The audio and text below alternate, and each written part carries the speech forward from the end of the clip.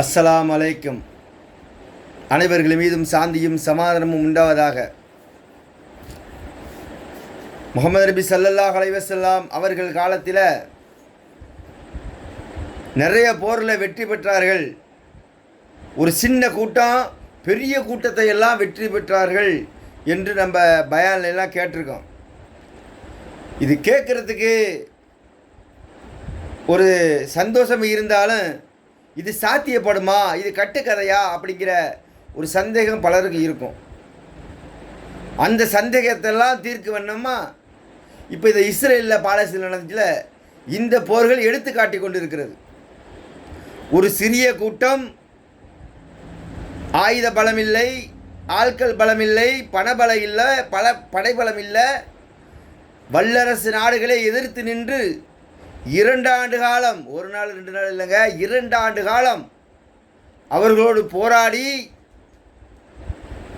அந்த வல்லரசு நாடுகளே பின்னுக்கு தள்ளி அவர்களை பிரடி நரம்பு ஓட ஒப்பந்தத்துக்கு பணிந்து யாரை கூண்டோடு அழிப்போம் என்றார்களோ, யாரை இந்த நாட்டில் துடைத்து எறிவோம் என்றார்களோ, அவர்களோடு இன்று சமாதானமாக போக என்ன காரணம்? அணுகுண்டு காரணமா, அதிகாரம் காரணமா, பணம் காரணமா, படை காரணமா? இல்லைங்க, ஈமான் மட்டும்தான் காரணம். ஈமான் உறுதி இருக்கும் வரை இறைவன் உங்களை கைவிட மாட்டான். எத்தனை பேரை கொல்லுவீங்க? கொல்லுங்க, வாங்க சோனத்துக்கு. இதை விட அருமையான வாழ்க்கையை தர்றேன், அதை பற்றி பிரச்சனை இல்லை. ஆனால் நீங்கள் எதற்காக இறந்தீர்கள் என்று இறைவன் கணக்கெடுத்து கொண்டிருக்கிறான். இஸ்லாத்துக்காக இறந்தீர்களா? மண்ணுக்காக இறந்தீர்களா? உரிமைக்கு போராடி இறந்தீர்களா? இல்லை, இந்த உலகத்துக்காக, உலக வாழ்க்கைக்காக, அற்ப வாழ்க்கைக்காக இறந்திருக்கிறீர்களா?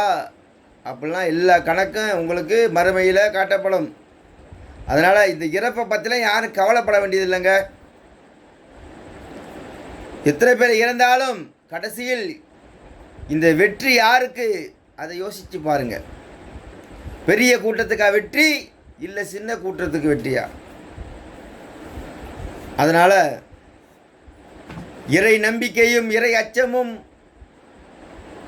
ஈமானும் இருந்தால், கடைசி வரை உயிர் மூச்சு வரை இருந்தால், இம்மையிலும் வெற்றி மறுமையிலும் வெற்றி என்பதை மறந்து விடாமல் நாம் நன்மையான காரியங்களில் ஈடுபடுவோம். தீமையை தடுத்து நன்மையை ஏவி இந்த உலகத்திலும் மறுமையிலும் வெற்றி பெறுவோம் என்று சொல்லிக்கொண்டு இந்த சிறிய உரையை நிறைவு செய்கிறேன். ஆகிரி தவான் அல்ஹம்துலில்லாஹி ரப்பில் ஆலமீன். அஸ்ஸலாமு அலைக்கும்.